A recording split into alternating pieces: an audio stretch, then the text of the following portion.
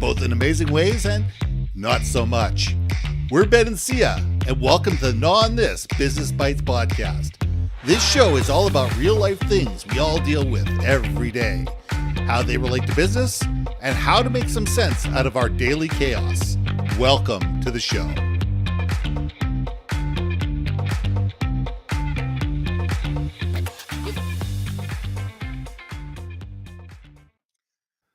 Hi, everybody. I'm Ben, and this is Sia, and welcome to another episode of Gnaw on This. Now, this week, we're going to talk about going for the brass ring. Like, are we going for the brass ring and stepping on everybody's toes, everybody's head, everybody's shoulders, kicking people in places that they shouldn't be kicked, just so we can get that one brass ring? When is enough enough? When are we in a situation where we can sit there and say, you know what? Somebody else can have the brass ring this week. This week I did it. I got everything I needed. This month I got it. This year I got it. This life I've got it. It's time to share. It's time to lead others. It's time to teach other people how to get to the brass ring. Or are we just sitting there going, more is better. There's never enough. And those who die with the most toys win. Sia, let's gnaw on this. Oh, Ben. Every time we talk, I always get like songs in my head, and all that stuff. Of course you do. And it's funny, this time around, I didn't get a song, I got images. And it was that images of just hands crawling over each other and bodies just crawling over, and just that, reaching for that, fighting over that thing, which, by the way, turned out to be an elusive, intangible thing anyway, right?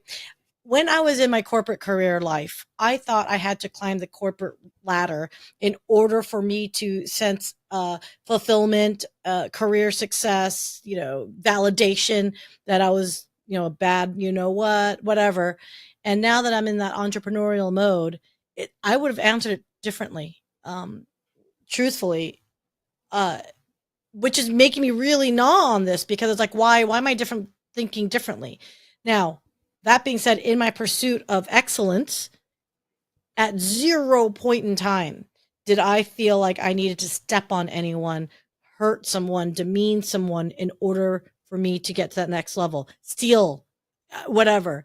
That's tough, man. I don't know if anyone will ever admit to it, but dude, the movie, what was that thing where, what's his name? It's an 80s movie. Greed is Good. Yeah, greed is good. Gordon Gekko. Yeah, Gordon Gekko saying greed is good. Yeah. But the fact that was celebrated and people acknowledged it means it did happen. Like, it does happen. It happens all the time. I mean, I sit there and in boardrooms, and you can see the passive aggressive behavior of all these boardroom members that are sitting there going, okay, my budget's bigger than your budget. I'm closer to the CEO seat than you are. My team's bigger than your team. My project's better than your project. And it's all about this inverted, this diamond shaped thing going up to the top. And the closer you get to the pinnacle, the more people are sitting there going, I am close to that ultimate power, to that CEO seat. And therefore I need to do whatever I can do to make sure that nobody else gets it before I do. And you see that with vice presidents, you see that with middle managers, you see that with, sales, you get sales teams. I mean, sales teams, you go into any sales room anywhere in the world, and they've got this board up on the table. And what it is, it's a pecking order. It's a pecking order. Who sold what this week, or who sold what this month?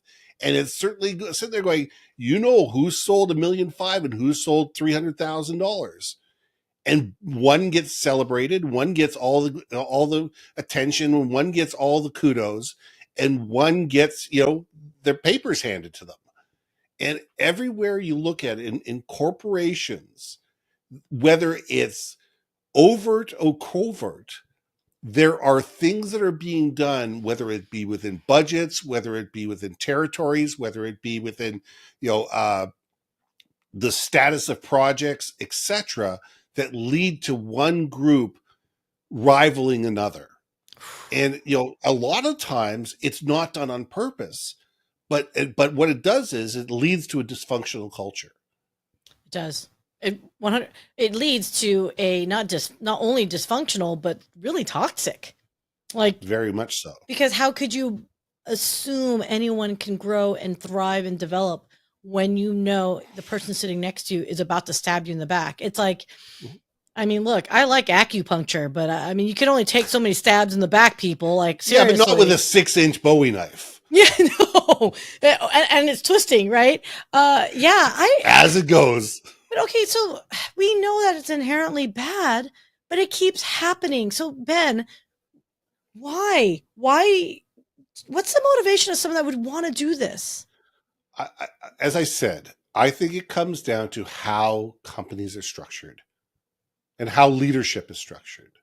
And it comes down to budgets, and it comes down to status of projects, and it comes down to my department's bigger than your department, or my department, is more important than your department, and a lot of it comes down to how people are compensated. A lot of it comes down to internal communication, and it all comes down to compensation. I was just gonna say, ding, ding, ding, ding. Where's the money coming from? What's the departments that are paid the least? Guess what? They have the smallest budgets and they have the least amount of power. Thank you, HR. Look at the company, things like sales. Sales rocks the world, because if sales is bringing in $1 million, $10 million, $100 million clients, whether they're acting like assholes or not, people will put up with them if they're bringing in big checks and big logos. If there's assumption of whether value, it's right or wrong, right? Value, right? Whether that's the value, good, bad, or indifferent. Look, people, we understand that is the function of sales, is to basically pay for everyone's paycheck, more or less, right? Mm-hmm. I mean, that's really it. Of course, except for your marketing, and marketing thinks, to some extent, it's becoming more and more in a digital age. Marketing thinks that sales can only sell because marketing's done what marketing's done. And then you lead into the animosity between the sales and the marketing teams. Hey, listen, they're both going to argue with each other. I think they both need each other. It's a symbiotic relationship. But you know what? That fight's been going on for as long as I've been playing this game, and it'll be going on long after I'm dead. I think it's as long as the second the first caveman decide to sell a rock to another one. I think that's when it started. Exactly. People. So exactly. Full respect, cave people. I don't know if I should cover my butt on that one, but yeah, no, I think so. Okay, so I'm in marketing and sales. I can fight both sides of this battle. Well, okay, can we talk about marketing and sales just real quick? I know, because that's a brass ring. I think that's a fun brass ring conversation, because absolutely that's our both backgrounds, right? So, oftentimes you see marketing and sales lumped together, right? There'll be a CMO, but then there's also VP of sales, CRO, or Chief Revenue Officer, right? Yeah. But let's imagine if you and I let's play devil's advocate. So, which one do you want? I'll be sales and you can be marketing, just for giggles. Sure. Why not? Why not? So we're talking to the CEO, and she's saying, guys, here's the deal. We're going into a recession, harkening back to a previous show.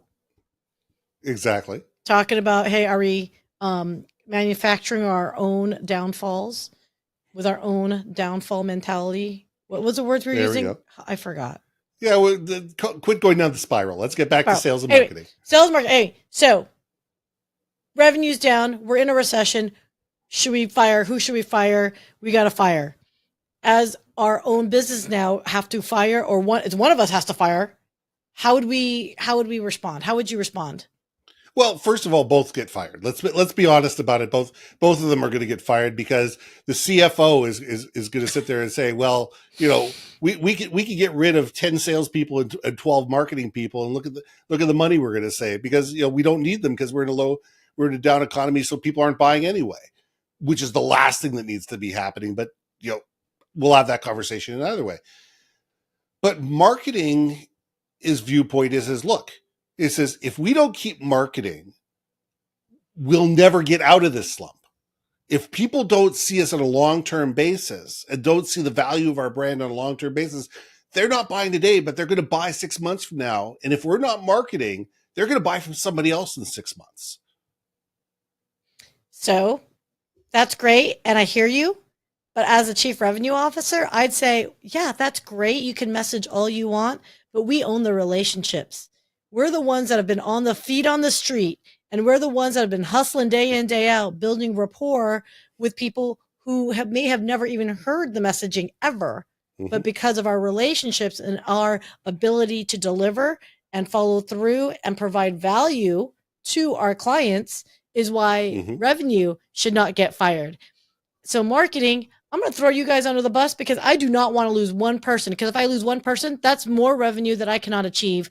And I'm going to have to put pressure on my other team to deliver when there's a huge gap there. And not only that, I have to run interference with my client who like, oh, I loved Billy, I loved Mary, and you just let them go. So I'm going to go wherever Billy or Mary go. And there's run that risk. So as a chief revenue officer, I could see where they would argue marketing needs to go, right? And that's what I'm saying. They're both stepping on each other's nose to be able to reach for the bass ring, where the bass ring is taking care of the client and bringing money in the table. And if sales and marketing both work towards how do we take care of the customer? How do we communicate value to the customer? How do we enable the customer to feel that they have value with us as an organization? And they did it together. Then they can throw the CFO under the or customer experience under the, they can throw somebody else under the bus.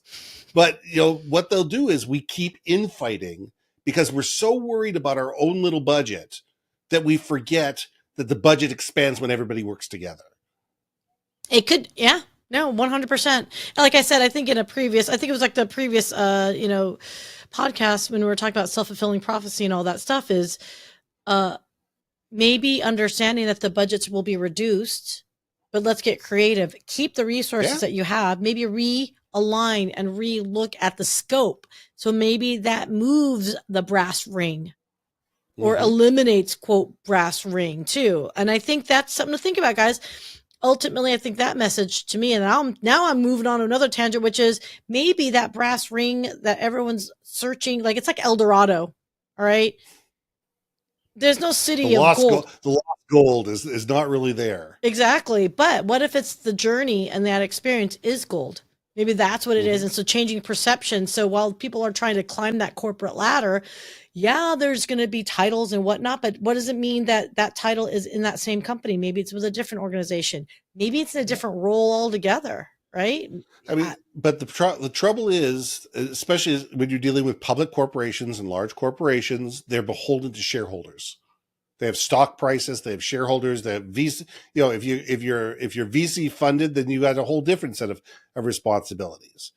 And the thing is to keep share price up. And how do you keep share price up? You fire 50 people. And that's the easy way to do it. It's a gut reaction. The gut reaction is we're not bringing revenue in. We need to be able to find money. Oh, good. These 50 people, they're now on the street because it's cheaper to pay them off and get them off the payroll than it is to be able to float them for the next year. And I think it's the limited mentality of, we're just going to keep doing what we've always done.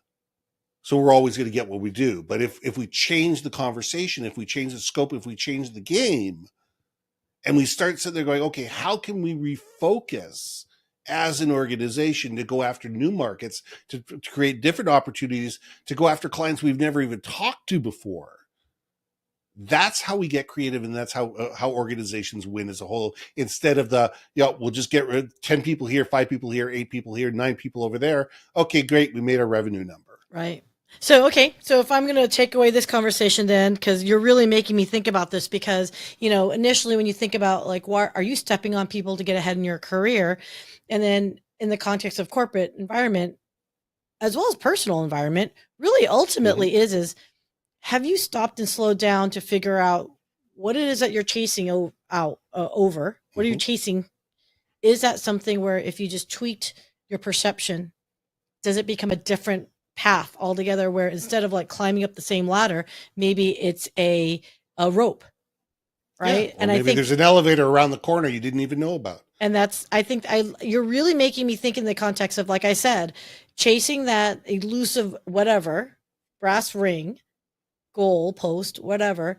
The odds are also high too once you achieve it and you get there, there's going to be another goalpost anyway. So why be miserable and take other people down and have them remember you as being an a-hole than anything else? So yeah, I'm going to argue, yeah, we know no one wants to be thought of as an a-hole in the pursuit of excellence, but it does happen. Perhaps maybe if we can change the game, change the narrative is to say, change your perspective. You can still achieve your goal, perhaps a different route. And we also need to take a look at the fact, is it systemic or is it an individual? Mm-hmm. Is the system causing people to act the way they are, or are people acting the way they are because of the system? Fight the power. Got to change the process to change the opportunity. So I think that's a great place. I think that's a great place to leave this. Absolutely.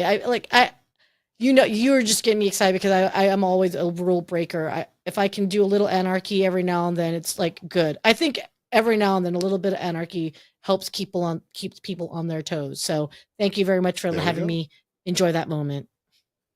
Hey, you're welcome. I'm Ben. And I'm Sia. We'll see you soon.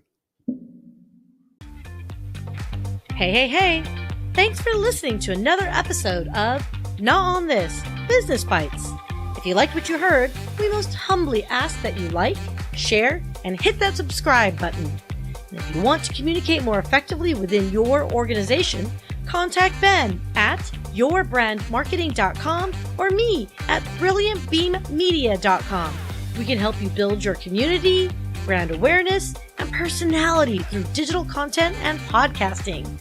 We cannot wait to hear from you. So see you next week for another episode of Gnaw on This, Business Bites.